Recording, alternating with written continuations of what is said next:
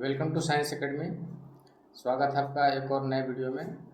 हम पिछले क्लास में एक्सरसाइज 8.1 त्रिकोणमिति एनसीईआरटी का क्वेश्चन नंबर 4 तक कर दिए थे।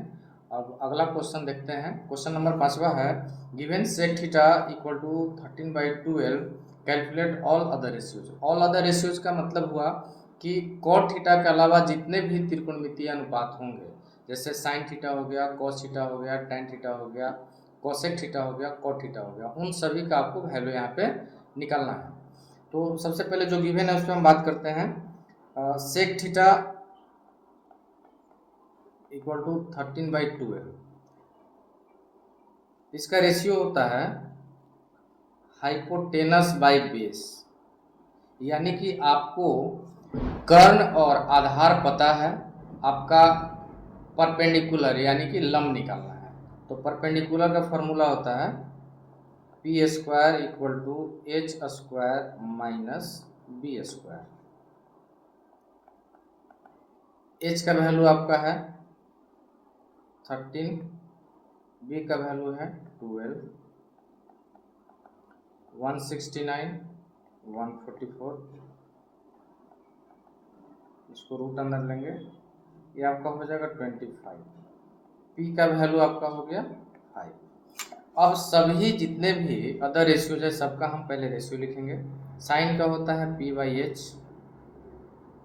कॉस का होता है आपका b/h, टैन का होता है p/b, कोसेक का होता है h/p और कॉट का होता है b/p। सबका वैल्यू पुट कर देंगे। p का वैल्यू है 5/13, आपका b का वैल्यू है 12/13, p का वैल्यू है 5/12, h का वैल्यू है 13 और p का वैल्यू है 5। आपका b का वैल्यू है 12 और h का वैल्यू है 5। तो बाकी ऑल अदर रेशियो जो हैं आपके ये हो गए। सबसे पहले देख लेंगे कि सेक थीटा का जो वैल्यू दिया हुआ है उसमें आपका कौन कौन से है। हाइपोटेनस और बेस पता है तो इससे परपेंडिकुलर हम फाइंड कर लिए। उसके बाद जब तीनों आपको पता हो गया, हाइपोटेनस, बेस और परपेंडिकुलर, तो बाकी जितने भी त्रिकोणमितीय अनुपात है सबको हम फाइंड कर सकते हैं। तो आपके सामने ये रहा इसका सॉल्यूशन। चलते हैं अगला क्वेश्चन पे। अगला क्वेश्चन है, if angle A and angle B are acute angles such that cos A equal to cos B, then show that angle A equal to angle B। Question का है कि यदि कोण A और कोण B दोनों न्यून कोण हो जिसमें cos A और cos B बराबर हो, तो आपको दिखाना है कि एंगल A और एंगल B दोनों क्या होंगे, बराबर होंगे। तो इसका सॉल्यूशन करने से पहले हम एक ट्रायंगल ड्रॉ करेंगे।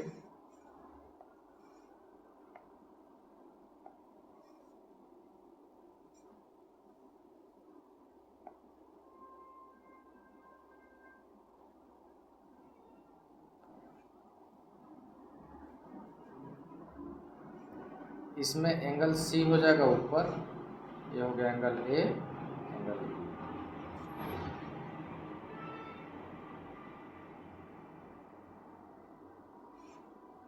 कहने का मतलब है कि एंगल ए और एंगल बी आपका एक्यूट एंगल होना चाहिए, न्यून कोण होना चाहिए।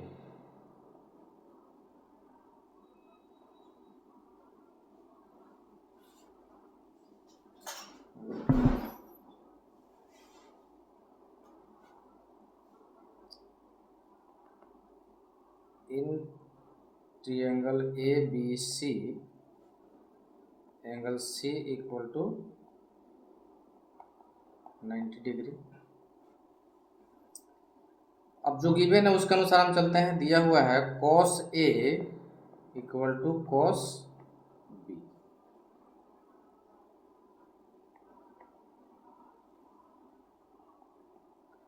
अकॉर्डिंग टू फिगर, आप जब cos A का बात करते हैं तो cos A के सामने वाला आपका हो जाएगा परपेंडिकुलर और cos B के सामने वाला हो जाएगा परपेंडिकुलर। और आपका हाइपोटेनस क्या है, एंगल 90 डिग्री के सामने वाला जो साइड होता है वो आपका हाइपोटेनस हो जाएगा। यानी कि आप यहाँ पर देख सकते हैं cos A का जो रेशियो होता है पहले लिखते हैं। कॉस ए का रेशियो जो हो जाएगा base by hypotenuse. Cos B का आपका रेशियो क्या हो जाएगा, यानी कि कॉस थीटा का जो रेशियो होता है वही लिखेंगे, यानी कि बी बाई एच। अब एंगल ए के सामने वाला जो साइड है ये आपका क्या हो जाएगा, ये आपका परपेंडिकुलर, तो इसका अपोजिट जो साइड हो जाएगा वो हो जाएगा आपका बेस, यानी कि कॉस ए के लिए बेस हो गया ए सी और हाइपोटेनस हो गया ए बी। कॉस बी के लिए आपका हो गया बेस हो गया बी सी और हाइपोटेनस हो गया ए बी। अब देखिए हम इस इक्वेशन में ए बी और ए बी को कैंसिल कर सकते हैं, क्योंकि हम नीचे या ऊपर में कोई इक्वल रहे, अगर नॉन जीरो हो तो उसे हम कैंसिल कर सकते हैं। आपके पास क्या बचा, ए सी इक्वल टू बी सी, यानी कि जो ए सी साइड है बी सी की इक्वल है, यानी कि कोई भी ट्रायंगल का दो साइड अगर इक्वल है तो उसको हम आइसोसेलेस ट्रायंगल कहते हैं या समद्विबाहु त्रिभुज कहते हैं। तो समद्विबाहु त्रिभुज में दो भुजा और उनके जो अपोजिट एंगल होते हैं दोनों क्या होते हैं, इक्वल होते हैं। तो ए सी के सामने का एंगल क्या है, ए सी के सामने का एंगल बी है, यानी कि एंगल बी, और बी सी का सामने का एंगल क्या हो जाएगा, एंगल ए।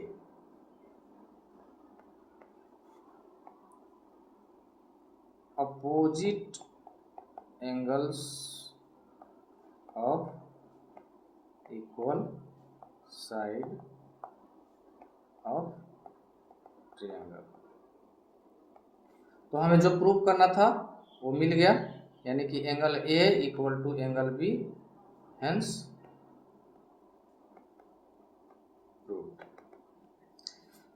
चलिए बढ़ते हैं अगले क्वेश्चन की तरफ। अगला क्वेश्चन है, if cot theta equal to 7/8 evaluate 1 plus sine theta into 1 minus sine theta by 1 plus cos theta into 1 minus cos theta. और सेकेंड क्वेश्चन प्रूव करना है cot स्क्वायर थीटा क्या होता है। तो चलिए पहला क्वेश्चन हम हल करते हैं। cot थीटा 7/8, तो cot थीटा का जो फॉर्मूला होता है वो होता है बेस बाई परपेंडिकुलर, यानी कि आपका एच फाइंड करना है। तो H square equal to formula होता है with Pythagoras theorem, P square plus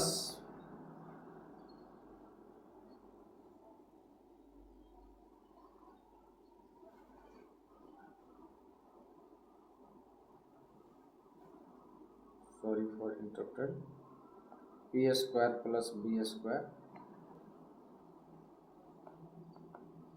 P का वैल्यू आपका है 8 और ये आपका 7, 64, 49, ये हो जाएगा 113, इसलिए h इक्वल टू √113। अब हम फाइंड करते हैं जो क्वेश्चन आपका दिया हुआ है 1 प्लस साइन थीटा। आप वैल्यू लिख सकते हैं साइन थीटा का वैल्यू, यानी कि परपेंडिकुलर बाय हाइपोटेनस। तो आपका परपेंडिकुलर 8 है और उसके बाद आपका बेस 7 है, हो गया 1 माइनस 8/7। नीचे आप लिख सकते हैं 1 प्लस 7/8, क्योंकि कॉस थीटा का जो फार्मूला होता है रेशियोज का, यानी कि होता है बेस बाई परपेंडिकुलर। तो बेस आपका दिया हुआ है 7, सॉरी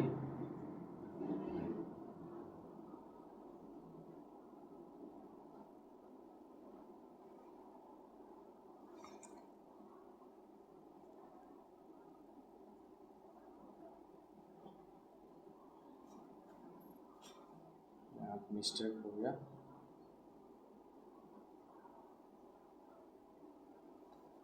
इसका फार्मूला होता है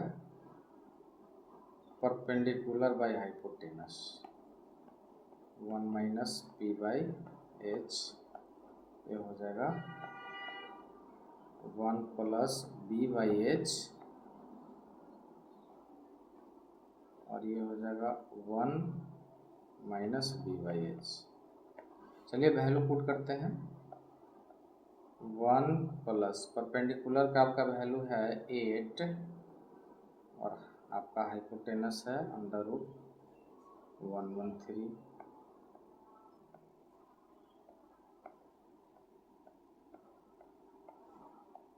नीचे वैल्यू पुट कर देंगे 7/√113।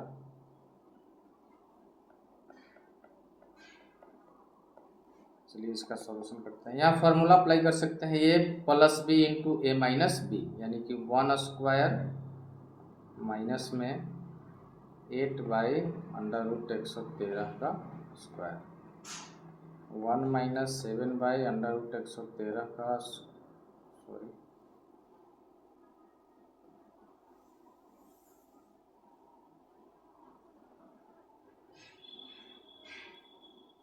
1 का स्क्वायर माइनस 7/√113 का स्क्वायर।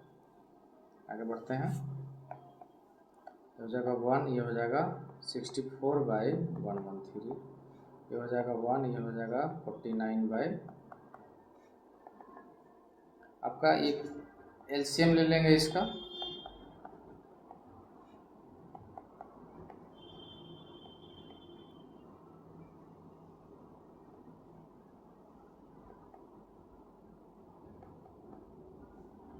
चलिए इस साइड में करते हैं। अगर इसको हम माइनस करते हैं तो ये हो जाएगा 49/113 और ये हो जाएगा 64/113। आगे बढ़ते हैं, तो हो जाएगा 49/113 इंटू सबसे नीचे वाला ऊपर जाता है तो ये दोनों कैंसिल हो जाएगा, यानी कि आपका जो आंसर हुआ 49/64। ये हो गया क्वेश्चन नंबर फर्स्ट का आंसर। क्वेश्चन नंबर सेकंड था कॉट स्क्वायर थीटा क्या होता है। तो कॉट थीटा का वैल्यू ऑलरेडी हमको पता है, क्या है, कॉट थीटा का वैल्यू है 7/8, यानी कि 7/8 का अब वर्क कर देंगे, यानी कि कॉट स्क्वायर थीटा ये हो जाएगा 49 और हो जाएगा 64, यानी कि दोनों क्वेश्चन का आंसर 49/64 होगा। That's all. आज के वीडियो में इतना ही। अगले वीडियो में और बाकी सारे जितने क्वेश्चन हैं सबका सॉल्यूशन देंगे।